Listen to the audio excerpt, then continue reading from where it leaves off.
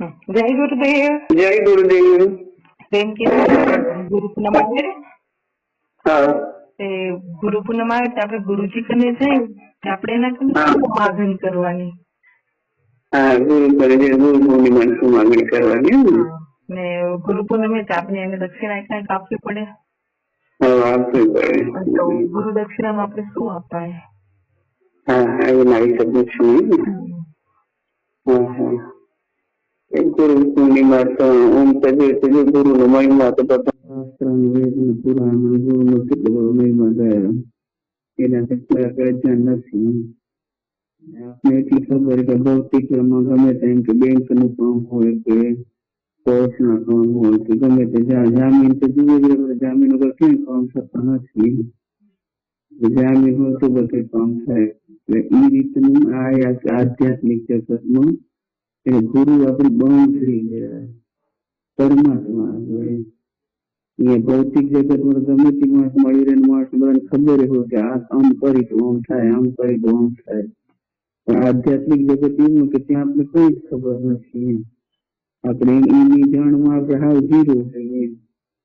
પરમાત્મા સુધી પહોંચવાની આપણી પહોંચ નથી સામાન્ય ઇન્સાનની. એટલે ગુરુનું મત એટલા માટે કીધું કે ગુરુ આપણે એમ કહેવાય કે આ મારું બાળક આપણે એને શિષ્ય એટલે ગુરુ પરમાત્મા અને આપણી બાંધરી એ આપણે આ ભૌતિક જગત સાક્ષી કરીએ કે મારું બાળક છે, મારા બાળકનું કલ્યાણ તમારે કરાવવું પડશે. એની જવાબદારી શું લેવું એટલે એની જવાબદારી શું લે કે આપણા વચ્ચેથી પરમાત્મા આગળ જે આપણી જવાબદારી લે કે મારું બાળક તમને એનું કલ્યાણ કરાવવું પડશે. એટલે એ એટલા માટે ગુરુનું મહત્વ વધારે કે ત્યાં જ્યાં આધ્યાત્મિક જગતમાં આપણે કઈ ખબર જ નથી.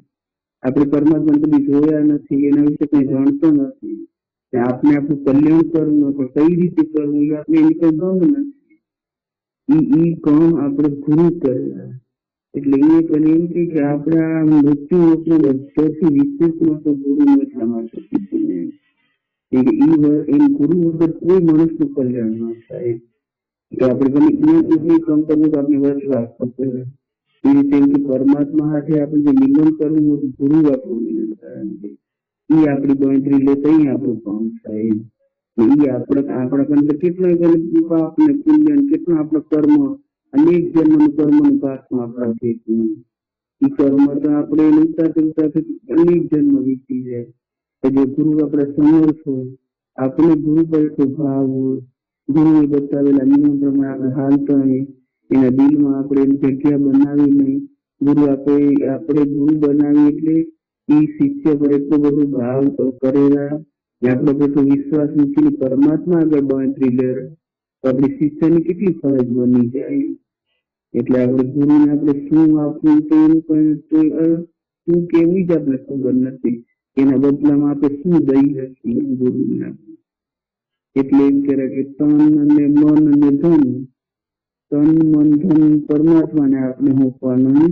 એટલે આપણે એમ કહેવાનું કે તન મન ધન તમને અર્પણે, અમારા તન મન ધન તમારા ને તમે અમારા. એટલે ગુરુને જ આપણે માગી લેવાના. એટલે એમ કે રીતે મગાય કે આપણે એનું પૂર્ણ આપીને શરણાગત બની જઈએ.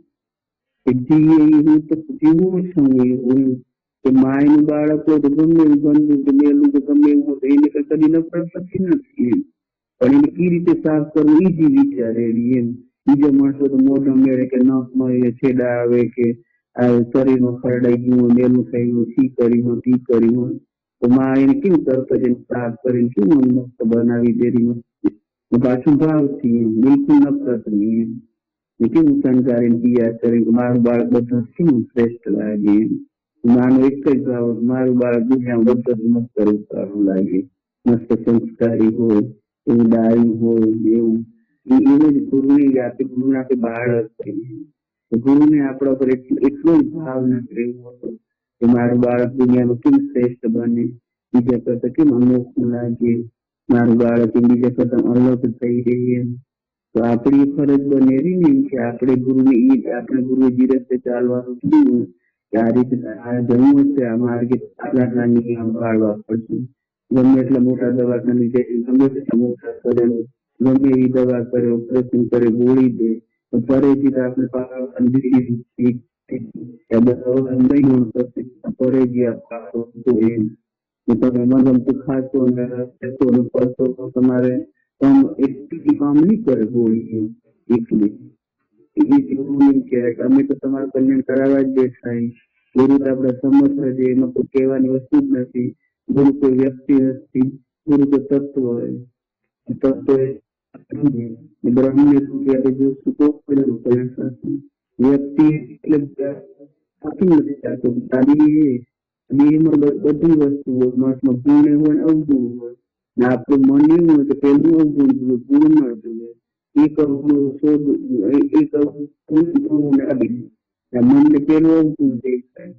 એટલા માટે બાળકને પેલું કાળી પીલી કરે. ગમે એવું રૂપાળું બાળક હોય ને તો માણસની નજર આખું રૂપાળું બાળક એના ઉપર ના જાય, તો કાળી પીલી ઉપર જાય. એટલે બાળકને નજર ના લાગે. એટલે ગુરુ ની દેહ ભાવથી તો કદી જોવાના જ. દેહ ભાવથી તો આપણે જેટલો પૂર્ણ ભાવ આપે એટલો ના આવે. પણ ગુરુ કોઈ દેહ નથી, કોઈ વ્યક્તિ નથી. ગુરુ તત્વ હોય. તત્વ એટલે પરબ્રહ્મ, બ્રહ્મ થી જરી પણ કમ નથી. એ ગુરુ એ તત્વ એ નથી કે કોઈ આવેલું કે જાયેલું કે જન્મેલું કે મરેલું. એ સર્વત્ર વ્યાપ્ત છે. એટલે આપણે જમીને યાદ કરશું, ગમે તે દિવસ હશે, રાત હશે, સુખ હશે, દુઃખ હશે, ગમે તે યાદ કરશું. ગુરુ આપણું કલ્યાણ કરવા જ બેઠા. એટલે આપણું ગુરુ જ આપણું આધ્યાત્મિક જગતમાં આપણે ગુરુ જ આપણું કલ્યાણ કરાવીએ છીએ. એટલે સર્વશ્રેષ્ઠ ગુરુ નો મહિમા બધો જ વર્ણન કરેલો હોય. બધો જ વર્ણ ગુરુને માને.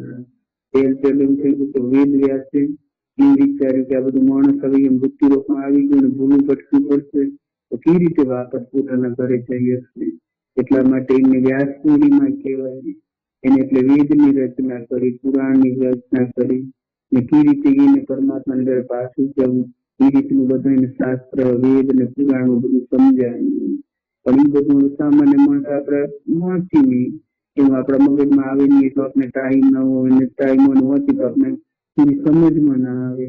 એટલે ગુરુને બધું એ સમજેલા એ તમારું કલ્યાણ કેવી રીતે થશે. આપણે નાની વસ્તુમાં આપણે સમજાય છે કે તમે આટલું કામ કરશો, આટલા જ નિયમો પાળશો, ને આજે તમને જે મંત્ર દઈ રહ્યા એ પ્રમાણે એ મંત્રનું તમે જપ કરશો તો તમારું કલ્યાણ થઈ જશે. એ બધા વેદ ને પુરાણ શાસ્ત્ર વાંચવાની તમને જરૂર નથી, બીજું કઈ કરવાની જરૂર નથી. આપણે સરળ ને ટૂંકામાં ટૂંકો રસ્તો આપણે ગુરુ બતાવે. એ પણ ગુરુ આપણે જો ગુરુમાં આપણે ભાવ થઈ જાય, પ્રેમ થઈ જાય તો આપણે ગુરુ આપણું કલ્યાણ કરાવી દે. એટલે ગુરુ પૂર્ણિમાનું તો બહુ જ મહત્વ. અને ગુરુનું મહત્વ તો કેટલું, કોઈ ભજન હોય કે શાસ્ત્ર હોય કે કોઈ ગમે તે વસ્તુનું ગુરુનો મહિમા અપરંપાર કેમ અપરંપાર હશે. એવી ગણતરી લેવી તો આપણા મા બાપ ભૌતિક સુખ આપણે આપી દેવી જરા બધું જ મારા બાળક કેમ કેવી રીતે શાંતિથી જીવીએ છીએ, કેમ બધા ઊંચું માથું કરીને રહીએ છીએ. ભૌતિક જગત નું સુખ આ માતા પિતા આપે, આધ્યાત્મિક જગત નું સુખ ગુરુ આપે. એટલે ત્રણને વિશેષ મહત્વ આપીએ. માતૃ દેવો ભવ, પિતૃ દેવો ભવ, આચાર્ય દેવો ભવ. એ ત્રણ દેવ એ આપણા જીવન, એ ત્રણ દેવ ઉપર આપણે ભાવ કરશું તો આપણે તમને જરૂર સમાયેલું. એટલે આપણે તો એવું વિચારે કે બીજું કઈ દેવાની જરૂર નથી, એમ ગુરુ પાસે બધું જ છે. એને તો સાક્ષાત પરમાત્મા વરેલા. એટલે એમ કરે કે તમે આપણે તનથી એને મનથી આપણે એને મનથી મન કાપવું, એવું કે મન મને મૂકી દો. એટલે એમ કે તમે આપણે આટલું મનનું ધાર્ય નથી કરવાનું, આપણે જેમ ગુરુ છે એ રીતે આપણે જીવવાનું. મનનું ધાર્ય કરશું તો આપણે જીવનમાં ભટકી જશું. એટલે ગુરુ કરે મન તમે મને સોંપી દો એમ, તમને જે તમારું કલ્યાણ કરાવ હું તમને કરાવી દઈશ. એટલે આપણે મન મૂકવાનું. ગુરુ પાસે આપણે માયા માગીએ તો એમ કે ઝવેરીની દુકાન લઈને આપણે 5 કિલો બટાકા અને ડુંગળી માગી એવું. પણ આપણું મન એવું કે આપણે માયા પાછળ દોડીએ, આપણે માયા માગ કરી રાખીએ. જેની પાછળ દોડશું એ આગમાં આખું જશે. આપણે જે ભગવાનની પાછળ દોડવાનું એ આપણે ભૂલી ગયા, આપણે માયા પાછળ દોડ લગાવીએ. એટલે જો આપણે ભગવાન પાછળ આપણે દોડ લગાવશું તો માયા તો ઓટોમેટિક એની પાછળ આવવાની છે. માયા એટલે લક્ષ્મીજી છે, પરમાત્મા એ નારાયણ. નારાયણ તો લક્ષ્મીજી ની પાછળ આવવાના છે. પણ આપણે પેલી માયા પાછળ દોટ મૂકી, આ મને મળી જાય, આ મને મળી જાય, મનની બધી રમત છે. એટલે એમ કહે કે માયા પાછળ દોડવાનું મૂકીને આપણે ભગવાન પાછળ દોડવાનું. ભગવાન કેમ મને મળે, મારું આધ્યાત્મિક જગતનું નામ કેમ કલ્યાણ. એટલે આ જન્મ તો હવે આજ ને કાલ આપણે કેટલું આવી છે આપણને ખબર નથી. એક દિવસ કરતા આપણું આયુષ્ય પૂરું થનારું, પણ ત્યાં આગળ જશું ત્યાંની તૈયારી આપણે એમ કરે કે ભગવાનની પાછળ દોડ લગાવવું, માયાની પાછળ નહીં. માયા તો તમે ભગવાન પાછળ દોડશો તો માયા ઓટોમેટિક તમારી પાસે આવી જ જવાની. એ રસ્તો આપણે ગુરુ બતાવશે, આપણે ભગવાન તો જોયા નથી. ગુરુમાં આપણે એટલો ભાવ થઈ જતો, એ તો કઈ અંતર્યામી. આપણો એમ કહેવાય કે તમે અંદર તમારો કેવો ભાવ છે, તમે ગમે એટલા ગમે ત્યાં બેઠા આપણે ભાવ કરવામાં તમે એમ કહેવાય કે જેને રજોગુણનું પ્રાધાન્ય હોય એને બધું એમ થાય કે કઈ રીતે મારું મંદિર શણગારવું, કઈ રીતે એને દીવો કરવું, કઈ રીતે મારે પરમાત્માને મારે ઘરે બોલાવવું. આપણે જ્યાં બેઠા છું તો ગુરુ તો ત્યાં પ્રગટ થઈ જતું આપણો ભાવ. જેને આધ્યાત્મિક જગતમાં જેને બહુ રસ છે, જે સત્વગુણનું જેને પ્રાધાન્ય, એ અંતર્મુખ બની જાય કે મારો પરમાત્મા મારો ગુરુ એ તમારી અંદર જ બેઠો હોય. એ માનસિક પૂજામાં લાગી છે. એટલે જેને માનસિક પૂજા એટલા માટે શ્રેષ્ઠ કે તે મનનું કઈ રાજ નથી. એટલે માનસિક પૂજા હોય ત્યાં મન નથી હોતું, મન હોય ત્યાં મન ન હોય ત્યાં સીધો પરમાત્મા સાથે સંવાદ થયો. એટલે જે આપણે જ્યાં હોય ત્યાં આપણે ગુરુના દ્વારે ન પહોંચીએ છીએ તો માનસિક પૂજા તો આપણે કરીએ છીએ. એટલે માનસિક પૂજાથી આપણે ગુરુની પૂજા કરવાની કે ગુરુના દિલમાં બસી જાય. ગુરુ તત્વ રૂપે તત્વ આપણે અંદર જ મિલતી રહ્યું. આખા દુનિયામાં તો જ્યાં જુઓ એક જ તત્વ, બીજું તત્વ જ નથી. એટલે આપણે એમ થાય પરમાત્માને આપણે કહીને ખબર પડતી હશે, એ દેખતું હશે, જાણતું હશે, એ બધું જ જાણી રહ્યું. બીજી વસ્તુ જ નથી દુનિયામાં, દ્વૈત વસ્તુ જ નથી, અદ્વૈત જ. એટલે માનસિક પૂજા શ્રેષ્ઠ છે. જ્યાં હોય ત્યાં આપણે એ ભાવ થાય ને આપણા ઘણી બધી સામગ્રી હોય ને કરીએ એટલું કરે. માનસિક પૂજા એ સર્વશ્રેષ્ઠ પૂજા છે. એમાં કોઈ કર્મ ફળની જરૂર નથી, એમાં કોઈ નિયમ નથી, કોઈ નિયમ નથી. જ્યાં પ્રેમ છે ત્યાં કને આપણે કેમ ટાઈમ થાય માથે આ થશે એમ થાય. પણ આમાં કોઈ નિયમ પાડવાની જરૂર છે. માનસિક પૂજા એટલે આપણે ભાવમાં ખોવાઈ જવાની જરૂર છે. અંદર જ બેસવું, એને કઈ રીતે મારે રીઝાવી લેવું, એને કઈ રીતે મારે મેળવી લેવું, એને કઈ રીતે મારે મનગમવું થવું, એને કેમ મારું બનાવી લેવું, હું એની બની જાઉં, મારો બની જાય. બસ એક જ એવો ભાવ હોય. એવી જ માનસિક પૂજા આપણે કરી કે ગુરુને મારે ઘરે બોલાવડે ને સોનાને પાસે બેસાડ્યો એને આ રીતે નવરાવડે, સુગંધિત પાણી થી આવા મસ્ત વસ્ત્ર પહેરાવડીને એને ચંદન તિલક કરવીને એને મોતીથી વધાવડીને આવો ફૂલહાર પહેરાવડીને આ રીતે મારે એને સામગ્રી પર એને જમાડવીને એવો ભાવ મનથી આપણે જીવવું આવે. આપણે અલગ અલગ ભાવ હોય. એવા ભાવથી આપણે ગુરુને જ્યાં બેઠા આપણે બોલાશું ગુરુ જરૂર આપણે ઘરે આવશે. કેમ કે એકાંત બેસીને અલગ આરાધો તો ગુરુજી પધારે આપણે ઘેર ગયા, આપણે ક્યાંય જવાની જરૂર છે, સર્વત્ર વ્યાપ્ત હોય. જ્યાં હોય ત્યાં આપણે ગુરુને જો આપણે સગવડ હોય ને આપણે ગુરુને સામે આવી આપણા ગુરુ સજીવ હોય તો તેને આપણે જવાય. પણ આપણા ગુરુ જો દેવલોક પામે તો આપણે જ્યાં હોય તત્વ એ કઈ જતા નથી રહેતા, એ આપણી જોડે છે. તત્વ કદી કઈ જતું નથી, ક્યાં આવતું નથી, જન્મતું નથી, મળતું નથી. એ તો સદૈવ સદાતા આવે. જ્યાં એને બોલાશે તે પ્રગટ થઈ જશે. આપણા અંદર આપણે ભાવ જગાવવાની જરૂર છે. ભગવાન તેમ કરો ભાવ કા ભૂખા હોંગે, ભાવ એક સાર હૈ, ભાવથી જીવ હજી એનો બેરો પાર હૈ. એટલે આધ્યાત્મિક જગતનું કર્મ કરતા પદાર્થ કરતા ભાવની વધારે જરૂર છે, પ્રેમની વધારે જરૂર છે. એટલે એને પ્રેમ કરવાની જરૂર, એને ભાવ કરવાની જરૂર, એને નિર્મળ મનની જરૂર છે. પણ આપણું મન એક મલિનયુક્ત થઈ ગયું, આપણી બધી આપણી પક્ષી દેખાડા વાળી થઈ ગઈ. દેખાડું પણ કરવાની જરૂર નથી. અંદરથી ભાવ સાચો ભાવ હશે એ ભાવ ભગવાનને મેળવી લેશે.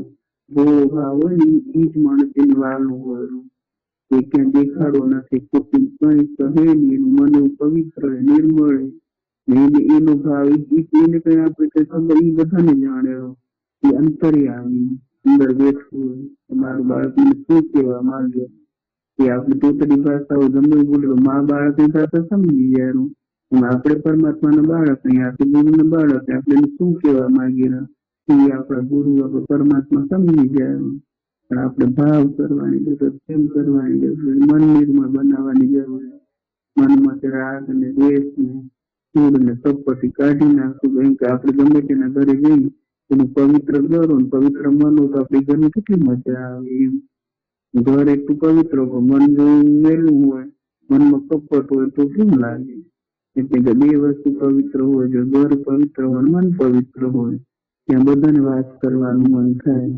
એટલે આપણે એ વસ્તુ આપણે આ તનને પવિત્ર બનાવવાનું, મનને પવિત્ર બનાવવાનું. શુદ્ધ ભાવથી ને ભજશું ગુણ આપણે યાદ કરશું એ સમરેશ આવે. એટલે કે પછી આપણે ભગવાન પણ એવું કહેવાનું કે અમે સમરીતે તમે સહાય કરજો, અમે જીકર કરી તમને જીકરી તમે તમારા કોને ધરજો ને અમારા આવાગમન તમે દૂર કરજો. કે આવાગમનના ચક્કરે પરમાત્મા ઘણી માગવાનું કે આવાગમનના ચક્કરમાં અમને ફરી ફરી આવવું ન પડે. આદિ વ્યાધિ ઉપાધિના દુઃખનું વારંવાર અમને પીડાવવું ના પડે. અને જેટલી વાર આવશું તો આ ના બધું દુઃખે. આ દેહ તો યુવાન હતો, બાળપણ હતું, યુવાની આવી, ગળપણ આવ્યું, જર્જરિત શરીર થાય, એમાં કેટલા રોગ ઘર કરી જાય. પલ્લે પલ્લે કેટલું બધું દુઃખ છે, રોગ છે, શોક છે, દુઃખ બધું વ્યાધિ ઉપાધિ બધું એ બધા રોગમાંથી અમને છોડાવી દઈશું. આવા ગમનના ચક્કરમાંથી છોડાવી અમારું આત્માનું કલ્યાણ કરાવી દઈશું. અમારા આત્માને પરમાત્મામાં મિલાવી દઈશું, જીવાત્માને પરમાત્મામાં મિલાવી દઈશું અને અમારું કલ્યાણ કરાવી દઈશું. જય ગુરુદેવ. જય ગુરુદેવ.